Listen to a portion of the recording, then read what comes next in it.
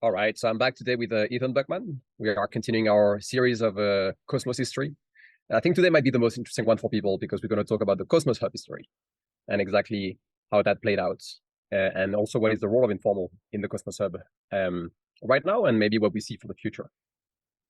Ethan, I think we can start with a brief history, starting from the very beginning. You may start at the white paper, for instance, the Cosmos Hub white paper, and describe who wrote the white paper, and how it was implemented over the years. And maybe I would love to know who are the teams that work on the Cosmos Hub over the first couple of years.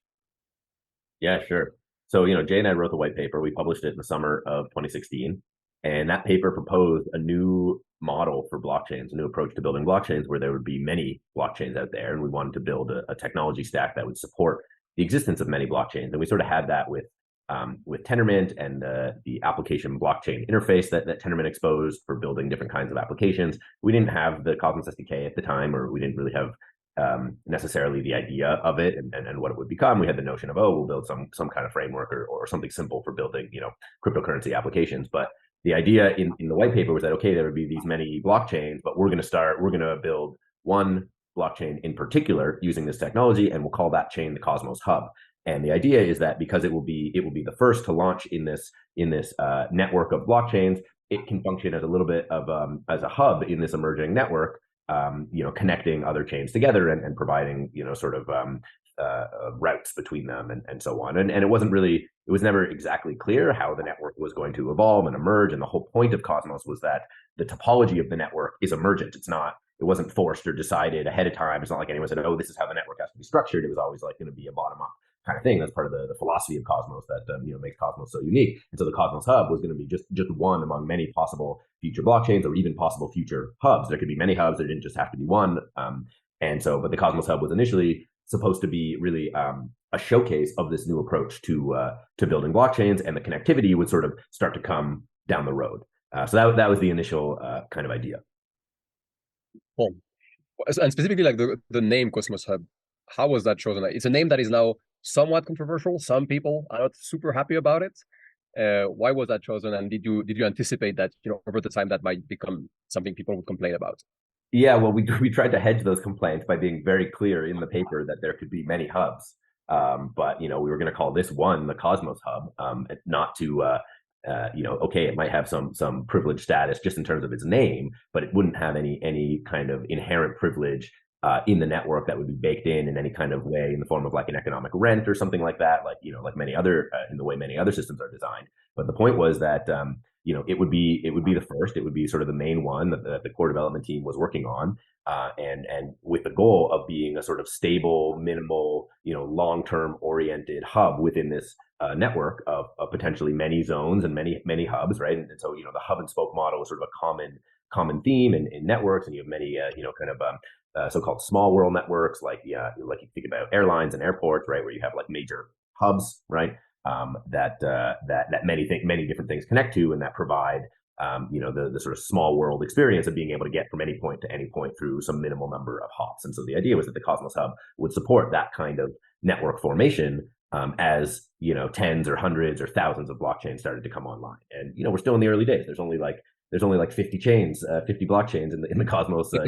53 today. 53. Okay, great. 53.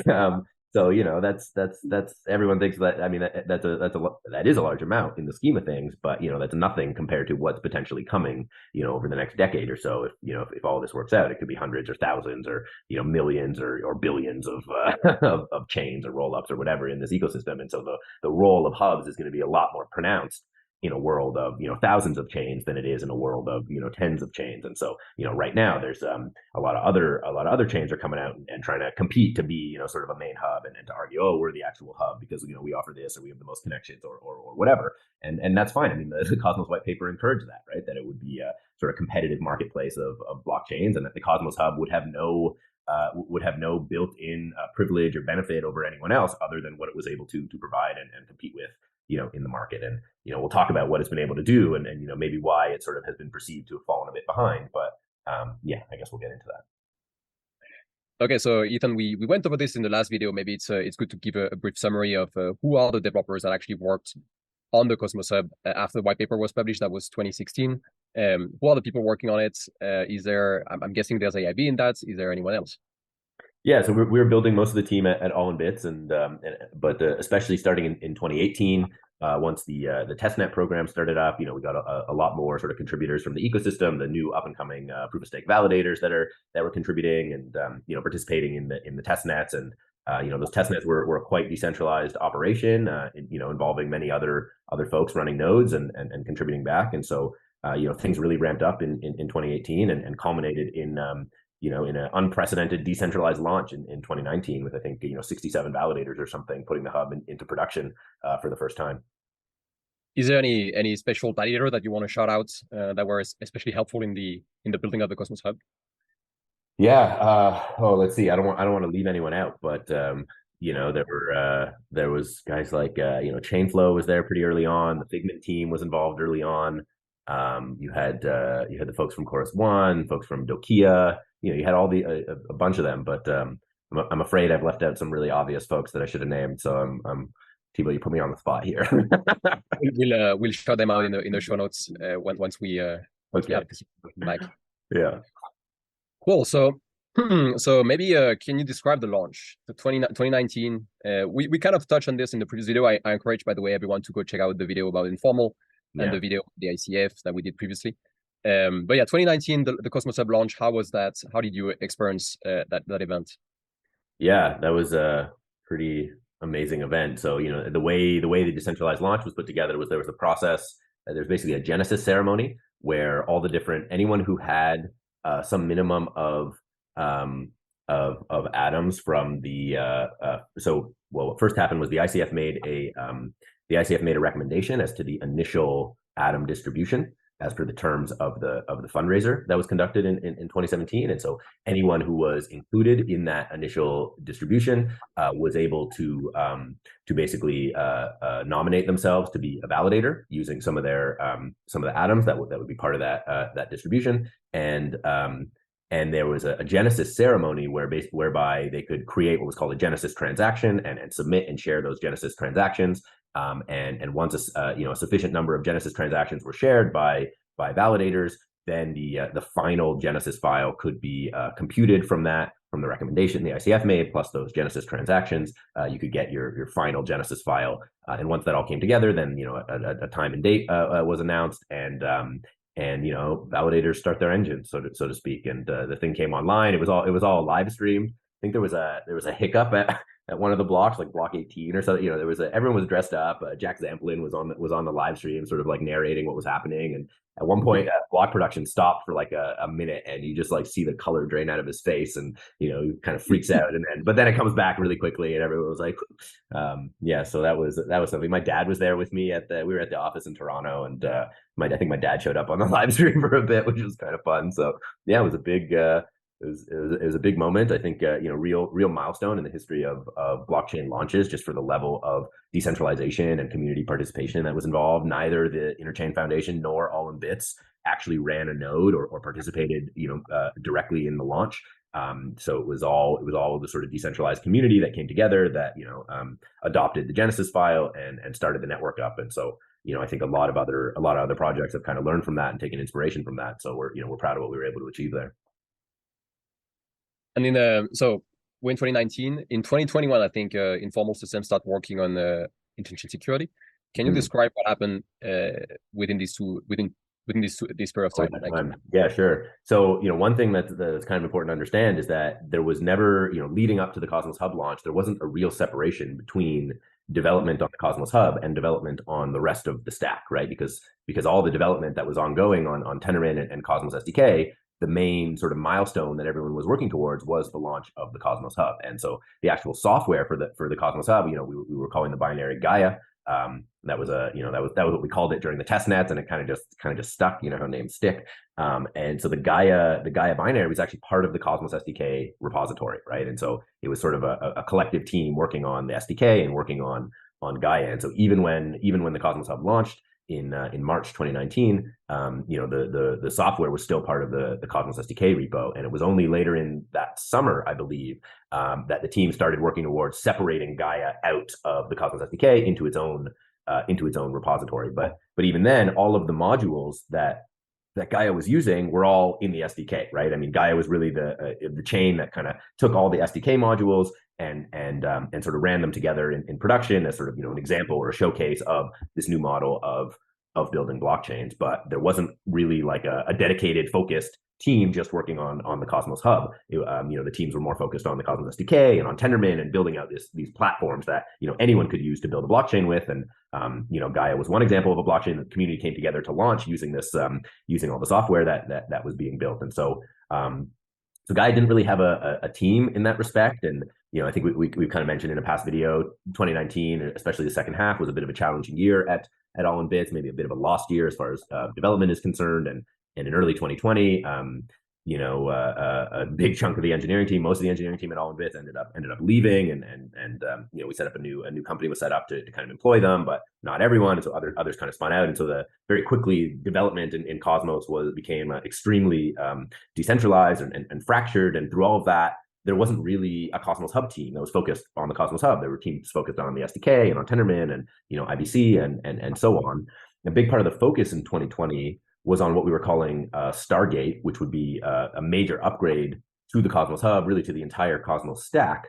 That was to pay down a lot of old technical debt that had accumulated, and especially some issues in the serialization layer. We don't have to get into the technical specifics, but it would basically require major upgrades to all the integrations with all of the service providers, anyone that was offering sort of services around the Cosmos Hub. And so there was a big coordinated push to do that, so you had many different teams kind of working together to carry out this upgrade. Zucky at Occlusion at the time was sort of like stewarding this Stargate upgrade and trying to coordinate across all these different teams. But they weren't really building a team to look after Gaia or the Cosmos Hub in the long term. It was more just like coordinating for the launch of Stargate, which would launch in early 2021 and would activate IBC. But even in late 2020, there was already sort of growing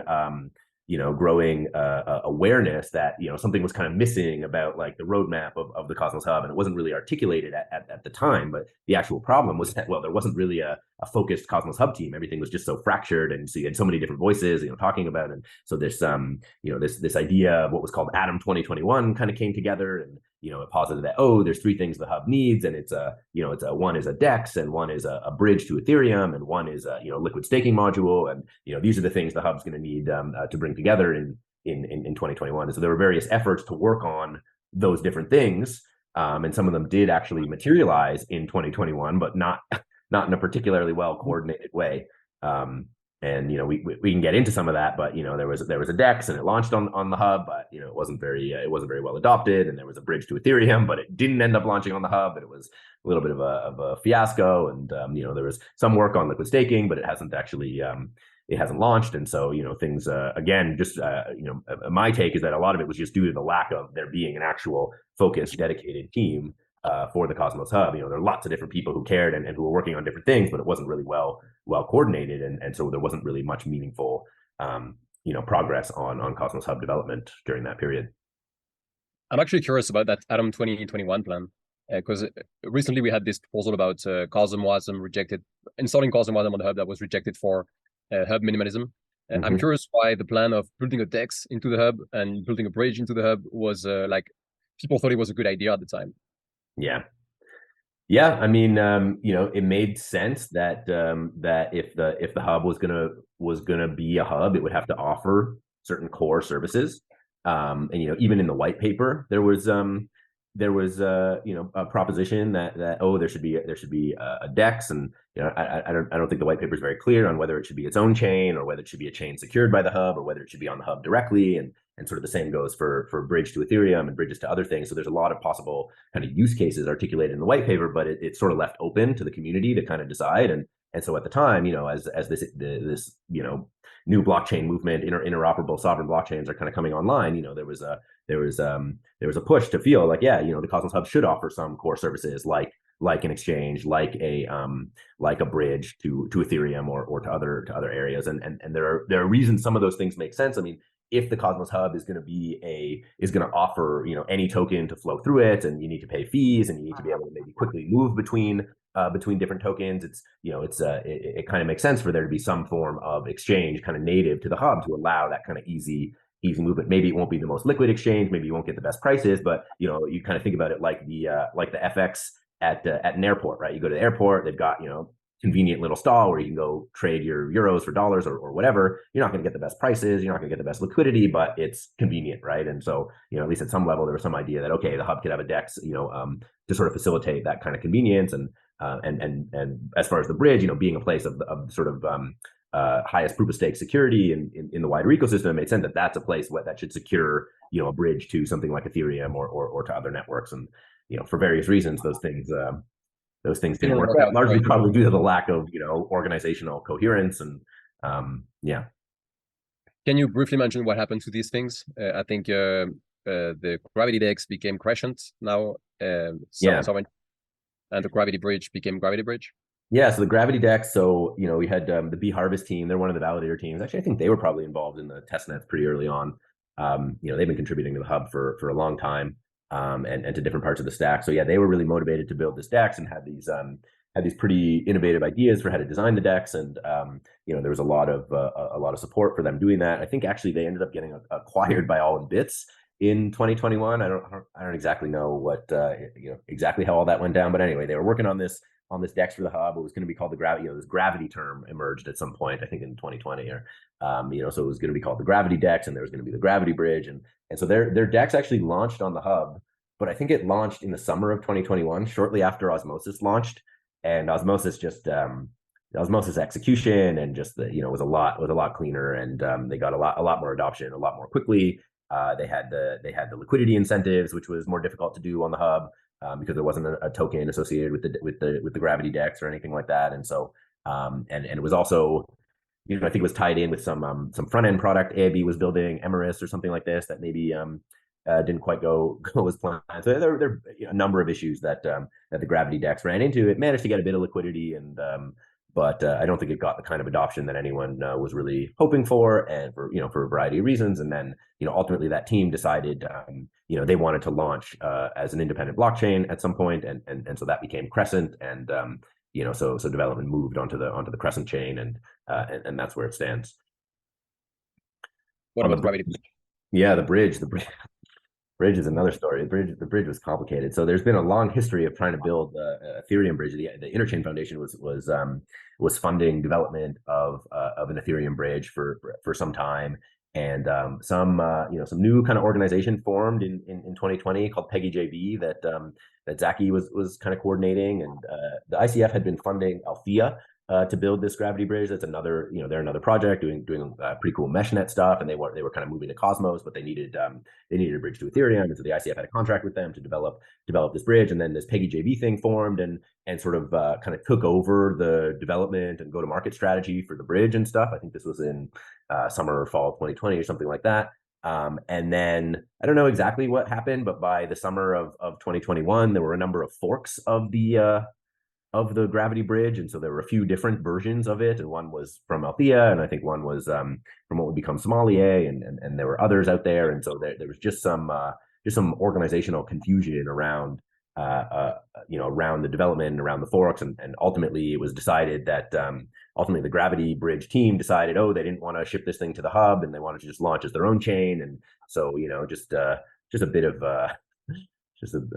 a bit of confusion around exactly what was going to happen. And again, I think I chalk a lot of these things up just to a lack of organizational coherence and good incentive structure. A lot of things kind of broke down in the fallout from All in Bits in 2020, where initially the whole development, most of the development team was at one company, incentivized in sort of a common way, and and all of that kind of broke apart. And so it's been years of kind of recovering from that. And I think both the Gravity DEX and the Gravity Bridge and the issues in what happened with them and them not landing on the hub in the way that people are not succeeding on the hub in the way people had hoped, are kind of due to this sort of long tail of challenges that hub development has faced since the fallout from All in Bits. So right. So talking about organizational structure, I think we are now in 2021, and that's when something that was actually in the Cosmos white paper, like people picked that up, and that is interchain security. Something you see we are quite interested in at Informal. Mm-hmm. Can you describe and explain how that came to be, how we picked that up, and like the origin story of ICAs. Yeah, so Interchain security is another one of these, sort of core ideas that's been around for a long time, that basically you could leverage the security of the Cosmos Hub, of the staked atoms on the Cosmos Hub, to transmit validator set changes over IBC to other chains. So you could have another chain that inherits its validator set over IBC from the Cosmos Hub, right? And so IBC is a general purpose protocol. You can build arbitrary kinds of applications, including this sort of validator broadcast system, right? And what's nice about that design is it allows you to take advantage of the independent blockchains for kind of fault tolerance and for modularity, while still having a sort of unified security environment, right? And so it provides a way for the hub to extend its functionality and add features and so on, without having to add those features directly to the hub itself, but by extending it through through new blockchains that are secured by the Cosmos Hub. And so that's the sort of core idea of kind of Cosmos-based interchain security. And in late 2020, I started getting a bit agitated about the lack of a Cosmos Hub team and everything in from the fallout from All in Bits. And we started trying to figure out how to reconstitute a hub team and hire a new lead. And so we were working with the team at Interchain GmbH to do that, and they started recruiting a lead and started building a team at IG. But in I think in early 2021, we felt that kind of the best way to evolve the hub would be through it looks like I lost Thibaut, but maybe I'll just keep talking and he'll come back, or he might make me redo this take. But in early 2021, we felt that the best way to evolve the hub was through Interchain security. And so we started working on the protocol design for the IBC protocol that would support Interchain security, that would allow a validator set to be inherited from a different chain over IBC. So it was essentially an IBC application, and we called that protocol cross-chain validation, and started working on the security model and the properties and requirements and the protocol description and so on. But we didn't really have an engineering team for it. It was just some protocol design work. And it wasn't until I think in the summer that we recruited Jahan Trembach to actually lead development of that team and to actually build the engineering team for Interchain security. So he joined Informal in the summer. Jahan has sort of a long history in the space. He was the founder or co-founder of Althea, the mesh network system, and I had actually met him I think back in like 2015. He was he was around sort of in early Cosmos days as well, and kind of gave some input on early Cosmos ideas. And so it was a really exciting opportunity to get to work with him and bring him onto Informal, and he was really excited about formal methods and what we were doing, and sort of wanted to learn from that. And so he joined Informal. Hey Thibaut, you're back. I just kept rolling. I'm not sure if you're going to make me redo it, but what's up? So no, I think so. You kept rolling. I kept rolling. Yeah. Should I keep going? I think that's great. That way we don't stop this video. So you were mentioning Jahan, I think.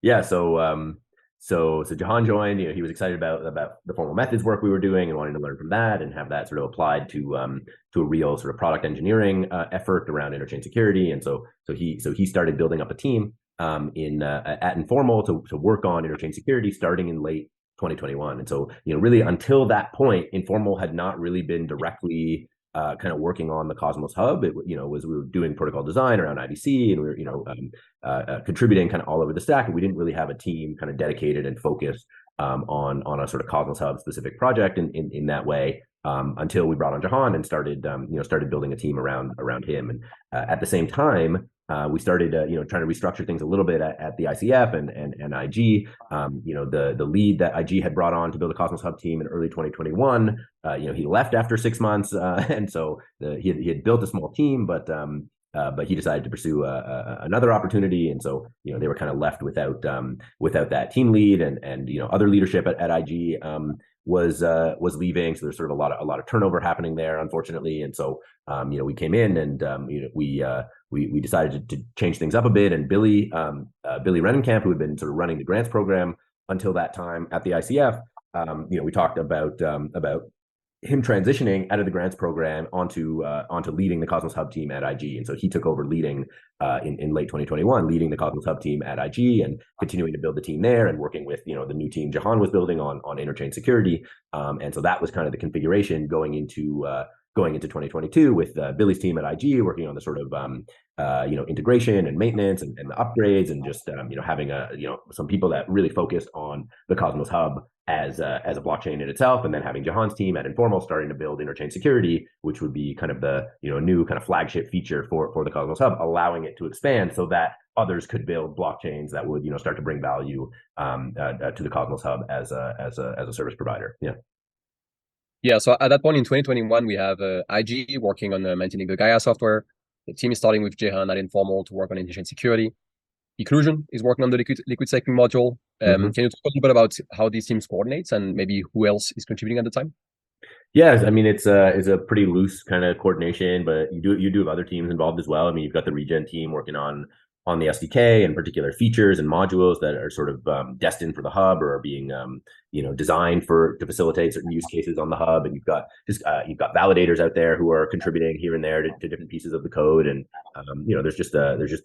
it's a big open source project, so you've got contributions from various sources and a pretty decentralized development process. And coordination is relatively loose, but you do have the team at IG sort of trying to line up plans for upgrades and to sort of do the planning and some of the project management for that. But at the end of the day, actually getting an upgrade through isn't in anyone's control. It kind of requires a vote and requires the community to approve it. And we've seen a number of instances where the core developers have pushed for something and tried to get something through and it gets rejected. And so the core developers don't really have very much control over exactly how the network evolves. So that's been interesting for sure. We'll talk about that in a second. This kind of a great proposal that we went through in recent years. But first, before that, there's a big event at some point that happens that basically Billy leaves IG and some of the people from that team come over to Informal. So can you talk about that transition?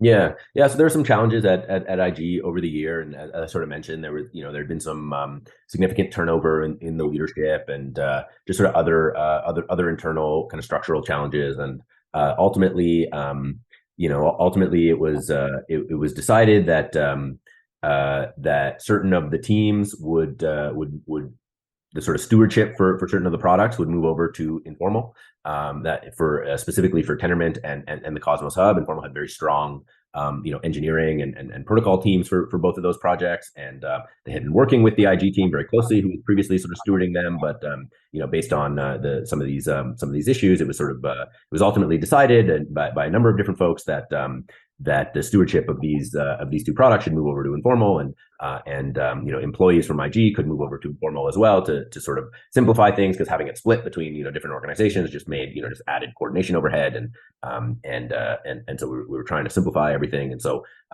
over the course of the year, so some of those changes were happening, and ultimately Billy had been planning for a while to kind of move on. I think he wanted to do something else. He had felt that, and Billy actually wrote a long Twitter thread about his experience. So, we can add that to the notes and folks can read that directly. But, he had felt that sort of after AIB, he would spend kind of a couple years helping Cosmos recover and get things on a good track. And he really stepped up into to leading the Cosmos Hub, or attempting to, no one can truly lead it because it's such a decentralized thing. But, he did a solid job really leading the team and a small engineering team, and trying to get things on track and push things forward, but had planned to kind of at some point move on and get back to to his let's say his artist roots and work on more sort of arts oriented projects. And so towards the end of the year, he announced that he would be leaving and moving on, and his team would be transitioning over to Informal, would be joining up with Jahan's Interchain security team, and Informal would sort of take a more of a leadership role in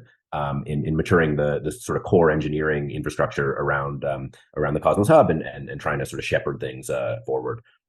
Yeah, I think something that we should emphasize here is that Informal has its own roadmap for the hub that we define what we want to do, but really it's a decentralized place, and people can really pick up what they think is useful. And so we've seen in recent months a couple of funding proposals go for opt teams that really have the ability to pick that up and basically forge their own path. And I think that's for the benefit of the Cosmos Hub. This is clearly for the benefit of the Cosmos Hub that there's not a single team, stewarding the hub. Yeah. So Informal's been funded by the Interchain Foundation to work on the Cosmos Hub, and its work on the hub really only started in sort of late 2021. It ramped up considerably, especially in the first half of 2022. But we sort of mentioned before the hiring freeze and everything, and so. But otherwise, it's mostly been focused on interchain security and supporting the consumer chains that are really doing a lot of the work to make interchain security successful. I mean, interchain security if we just ship the feature and no one uses it, it doesn't really do anything. So it requires, many other consumer chain teams to actually build their applications and launch and sort of leverage the feature. And so, that's where really the value is created together. And so it requires, a big kind of decentralized effort across many different teams. And so we're going to start to see that coming to fruition this year. But as Thibaut, as you just mentioned, there's been, we've seen a number of proposals for the hub to increase its community pool, and then to also start spending out of its community pool for for different projects and to support other development teams and other kinds of efforts. So it's been really exciting to see that, and we're looking forward to coordinating with all those teams and working with them to with them and the rest of the community to grow the hub. I think it's even a path that at Informal we think like it's going to be necessary for us at some point. That the funding from the ICF is not going to be permanent. The ICF also has this role of funding public goods in Cosmos, not just the Cosmos Hub. We discussed this internally, like probably explore that path as well of getting funding from the community pool, just like any other team in Cosmos. That's right. Yeah. I mean, we already had our we were expecting to grow the Cosmos Hub team a little bit more in 2023 and to work on some new features like the Interchain scheduler, and that was ultimately rejected by the ICF, and so a bit of work was done on that in 2022, just some like initial protocol work, but that work's not being funded by the ICF in 2023, and so we had to halt any work there, or at least pay for it out of pocket or find other sources. And so we expect that the ICF budget will sort of reduce over time to be able to have a longer runway, and if we want to keep working on the hub and keep have our team continue to contribute and maintain kind of core pieces of the hub, if that's valuable to the community, then we'll have to go for funding from the community pool. But that's how it goes. Yeah, which I think is a great way for Informal like to get closer to the community and make sure that our work is approved by everyone. So there's a couple of things that we touched on, and where the work that we wanted to do was not approved by the community. Maybe we can talk about that. There was at least two controversial proposals in recent history that got rejected. That is Prop 69 for the installation of Wasm on the Cosmos Hub, and then Prop 82, which was the Atom 2.0 white paper. So I'd love to get your take, since it's a video about the Cosmos Hub, and I don't think you've been too public about your opinions on both. I'd love to ask you, what did you think about Prop 69? And what do you think about Prop 69 first? I think 82 is like its own topic. Yeah. So let's start with 69. So I did write a long response on the forum about Prop 69, sort of summarizing my take. Informal ultimately voted no on Prop 69. That proposal sort of came from Billy's team. There was a lot of interest in seeing WASM. I think Billy's team was sort of trying to see, hey, is this something the community wants us to include in the next release or not? Sort of using it as a, I believe it was just a signaling proposal to see that. Is that right? Yeah. And so it's funny that both of these were signaling proposals, and there was a lot of contention around them, even though if they pass, nothing actually changes. But so on 69, so you could read my forum post because I wrote a lot about what I was thinking, and the crux of it is that I thought it was that we were not ready for WASM on the hub from an organizational perspective, right? And so if you've been listening to me on all these videos, you've probably picked up a theme, which is that I think a lot about organizational structure and capacity, and I think there's a lot more to building, strong products and engineering than just like doing engineering and trying to throw it up there. It actually requires strong leadership and strong organizations and culture and so on. And that's been, we've struggled with that a little bit in Cosmos due to the history and, and the fallout from All in Bits and all this sort of stuff and trying to put it all back together. And so, but specifically with WASM, my concern was having an actual team of dedicated personnel, at least a couple, who are full-time focused on WASM on the hub, right? Not just focused on WASM, but focused on the problem of WASM on the Cosmos hub. And without that, in my view, it wasn't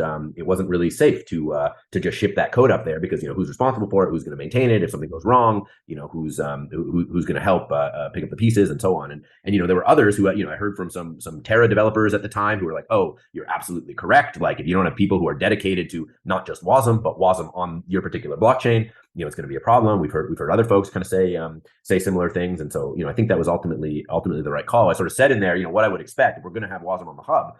This is what I would expect to see. Dedicated personnel. They should have a security review kind of conducted with key things they're looking for, and make a clear argument for why it should be there, and so on. And so in the absence of having that focused team supporting it, we voted against it. And I also mentioned some other things that were going on there. Well, obviously, Interchain security was coming. I think people were pretty impatient. It was everyone wanted the hub to be competitive and get the smart contracts on there. And and so on. Maybe this is a fault of mine, but I'm less of a move fast and break things kind of a person. I'm less. I feel a little bit less urgency about everything, and because I'm playing a long game. And, you may not like that, but Cosmos itself was a long game, and so if you're happy with Cosmos, then believe it or not, you're playing a long game too. So I'm not going to respond to short term, 1 week, 1 month kind of market signals in the way so many others are kind of do or maybe want me to. And so we knew Interchain security was coming, and maybe it was still going to be 6 to 8 months away. It's launched now. It launched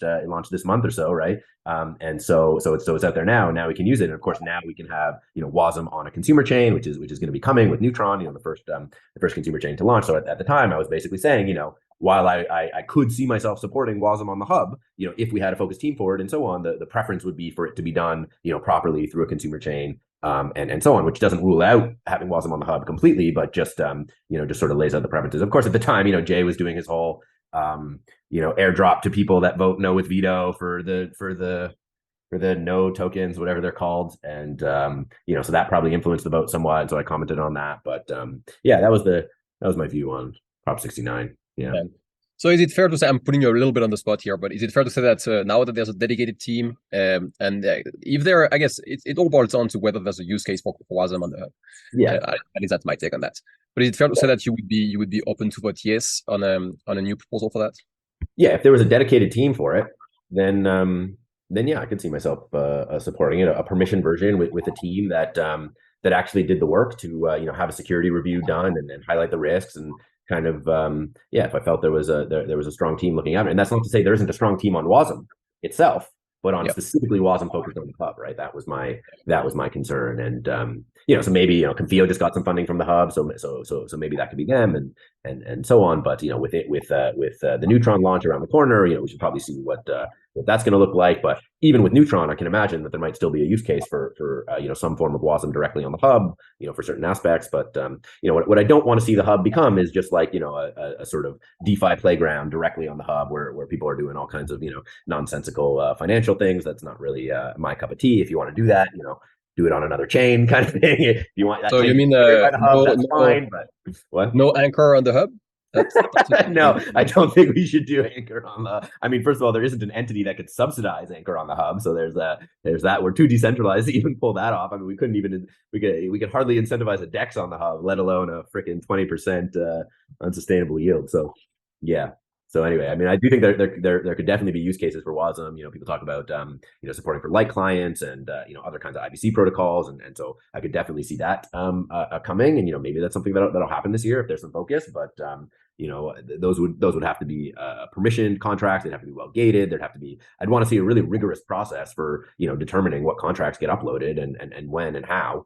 And I think there tends to be a lot of hype. People are just like, oh, there needs to be WASM because, that's what we need to be able to sell the narrative and all this. And like, yeah, okay, narratives are important, but again, I'm playing a long game. And there was a lot of talk, a lot of smack talk about the Cosmos Hub, and then bear market comes, and the Cosmos Hub kind of gets to prove itself again as like slow, stable anchor, in this thrashing sea. So that's not to say the Cosmos Hub doesn't need to evolve and innovate. Absolutely, it does, but we could do it at a different pace and sort of playing a different game from everyone else. And that's where I like to be. Yeah.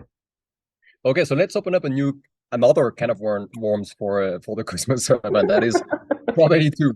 Probability 2. So you and Jehan from Informal System were both co-author on the Atom 2.0 white paper, and you wrote a couple of threads also about it. So I remember reading them. I'm also obviously discussed it extensively at Informal. What was our position for that? Can you summarize that position, or at the very least your position for the Props 82, and how? I'm interested also in hearing from you, and I think our listeners will be as well. What was the process of coming up with the Atom 2.0 white paper, and how were you involved in that? Yeah, so Prop 82, Atom 2.0. So there's a lot to say about all this, and what happened, how it all came together. I mean, at some level, I was very motivated to have a sort of renewed articulation of the Cosmos Hub vision, right? I mean, Cosmos was kind of unique in that the white paper was shipped kind of in completion in 2021, right? We wrote this white paper in 2016, and 5 years later, the core pieces that were laid out there of Cosmos Hub with IBC, kind of enabling this Internet of Blockchains to emerge, was complete. And it was felt that there was like, okay, well, what's next? There's sort of a missing missing piece. And there are a lot of different ideas about what's coming next. And Sam Hart and I were working on some writing about this. We put out a blog post in 2021, I think, called "The Cosmos Hub is a port city," kind of articulating a way forward for for the Cosmos Hub, or a vision. But at the end of that post, there's just like a long laundry list of like features we wanted to see on the Cosmos Hub. And so I think that was pretty unsatisfying for a lot of people. And obviously, Informal was already working on Interchain security and trying to push that as sort of the direction. But there was still an open question of, okay, you launch Interchain security, but still kind of then what? Which kind of consumer chains are going to be built, and how do you build how do you make the hub like really competitive in this ecosystem of blockchains and the interchain and so on. And so this new white paper was sort of an attempt to articulate that, and at its core was essentially saying, look, so there's interchain security, which is this kind of new platform, new foundation for building applications using the security of the Cosmos Hub. Likely there will be a liquid staking kind of module as well, or liquid staking will be emerging. You can't really stop it. And so you take those two things together and you think of that as like, okay, a new kind of foundational layer of economic security. And now what are you going to do with that? And the idea behind the white paper was essentially that two things should be done with that. One, there should be something built that helps actually grow the ecosystem, that grow the set of consumer chains or applications out there, and there should be something built that functions as a kind of primary service that's offered to those chains, right? So something to grow and something to service, and that together that creates a bit of an engine for growth and utility. And so the white paper proposed a particular instantiation of what those two things are, namely this allocator module to help grow the ecosystem, and this scheduler module to service it. But we were I think at a high level, I always tried to emphasize, okay, what is the overall structure? Don't get so caught in the weeds of the particulars of what's said, because again, it's just a signaling proposal. Can we agree on at a high level that we should go in this direction of building something to help grow the ecosystem, and then something to help serve the ecosystem, and maybe it would look like an allocator and a scheduler, but maybe it would look like something else. So that was one part of the white paper. The other kind of core part that was articulated and became a little contentious was about the need to upgrade the governance system of the Cosmos Hub, right? So right now, the way governance was built and shipped in the beginning was basically the simplest possible thing you could do is you just make proposals, and then everyone can vote on the proposal, right? And that's it. That's the extent of the granularity. But of course, that's not a particularly efficient or effective means to do. To build organizations. And again, coming back to this theme of how do you build sustainable long-term organizations? And if you have to have a big vote on every kind of spend, that's going to be a challenge. Of course, there's been some intermediation where basically, there'll be a governance proposal to vote on sending funds to a multi-sig, right? And then the multi-sig can spend them. And so you have a 2 out of 3 or 3 to 5.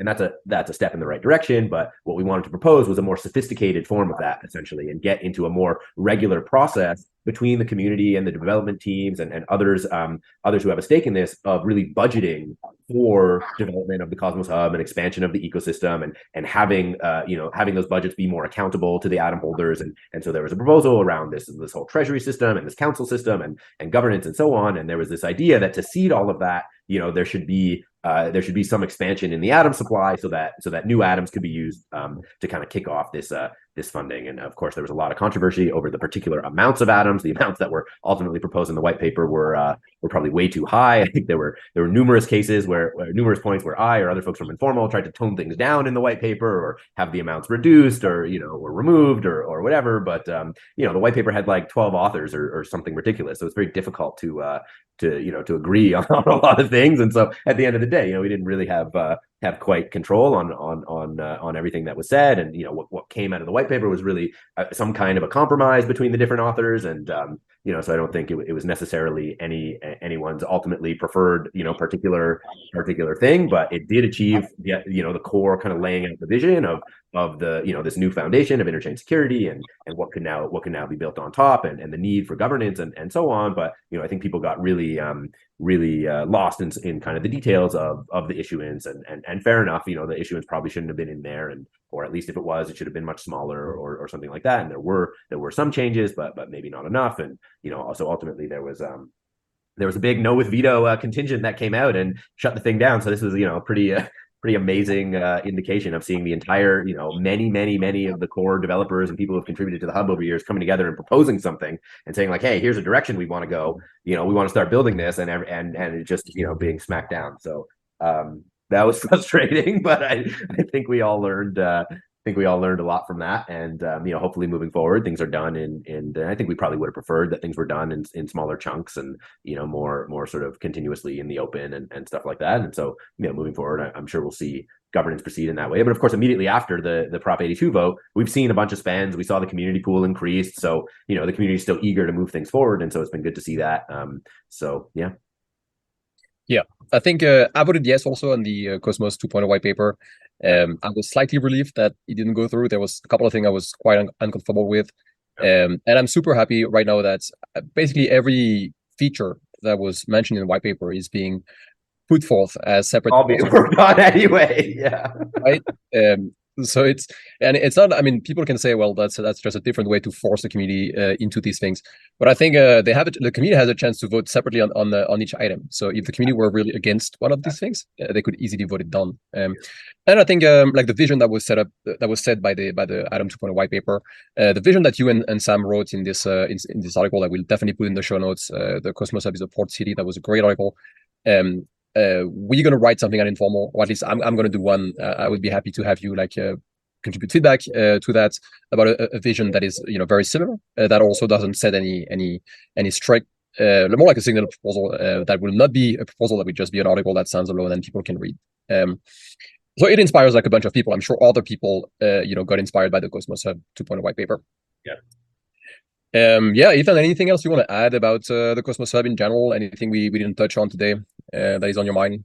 Yeah, I mean, the core thing to keep in mind, you see a lot of rhetoric about, why the Cosmos Hub has failed to evolve over the years, or what's been missing, and people blame this like minimalist ideology or things like that. But what you don't see people talk about is the fact that the organizational structure behind the Cosmos Hub collapsed, and it didn't have a dedicated team for the better part of 3+ years, most of its life. For most of its life, let me just say that very plainly. For most of its life, the Cosmos Hub did not have a focused, dedicated product engineering team, which is pretty mind-blowing given what we've achieved despite that. And in the last year and a half or so, that team has been coming together.